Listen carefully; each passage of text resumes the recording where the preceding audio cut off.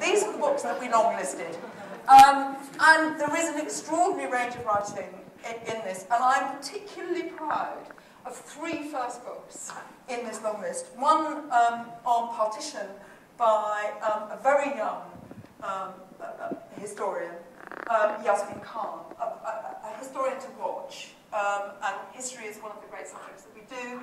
A marvellous book on Beslan by Timothy Phillips. Again, a first book, outstandingly compelling to read, and Blood River by Tim Butcher. So I think that's really good that we've pulled through 3 writers at the beginning of their careers, and then there's some very, very great authors like Mark Linus, an incredibly consistent set of stories. So I would now like to announce, and I watch the judges. I have a very politically incorrect observation, which is that men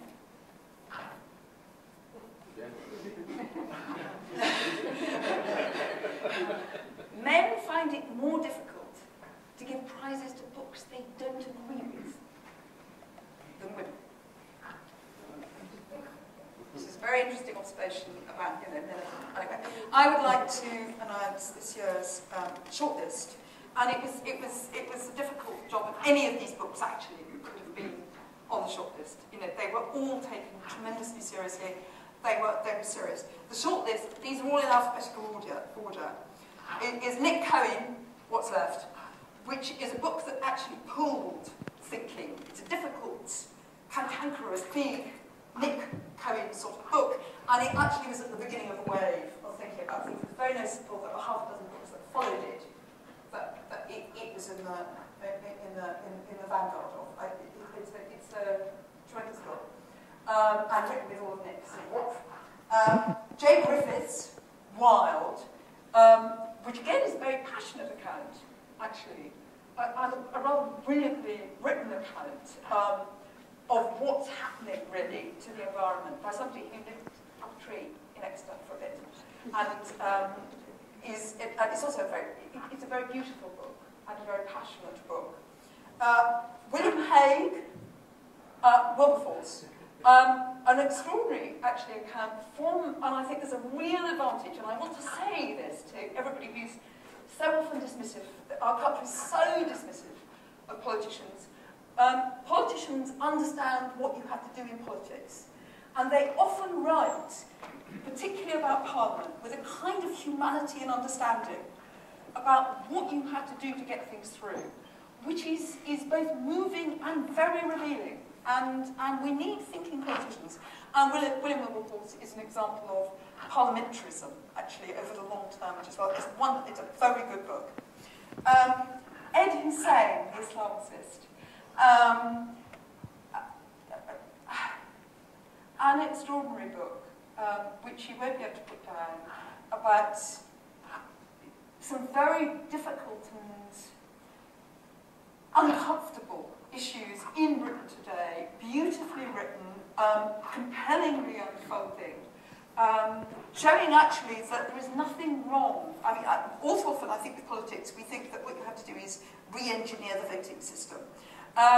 He used 1968 techniques of doing politics, which is combining people, leafleting people, organising things, are very alive, very effective, if what people are saying is what people are interested in. And I took away from it a really profound lesson about politics. It's an incredibly important book about the contemporary world. Marina Lewiska, Two Caravans. This was a funny book! Read it. It's incredibly brilliantly researched. It's based on profound principles. It's very touching, and it is incredibly funny. I mean, what more can you do than manage all of those in one book? Very touching all the way through. You're very worried about the Eastern European. And you think something awful was going to happen to her. And it doesn't. There's also a dog in it. Anyway, it was a wonderful book. Marvellous book. Definitely one for your mother.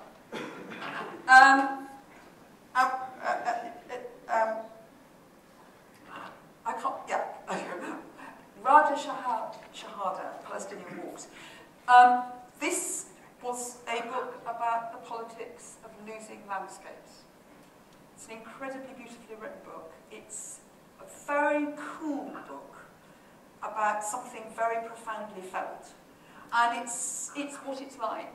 I mean, I think many countries, many places are losing the landscapes that make them feel what they are. And in that sense, it's a set of walks through a landscape. So it's much more general than it looks. And it's a very elegant, elegiac, and moving book. A wonderful book. And finally, because actually they couldn't make up their mind, Clive Smith, Bad Men. If you want to read about, as it were, where legal systems go right and where they go wrong, by somebody who has, in a sense, over his whole life, and I think that's what the judges very much felt, engineered their way through justice, then this is the most tremendous book, and one feels proud and relieved that it was written. A tremendous book, brilliant. So, that shortlist, absolutely wonderful books, all of them. Absolutely magnificent books. Okay, and a huge range of things, all of which have a touch of Orwell in. I'm sorry, I'm going on too much.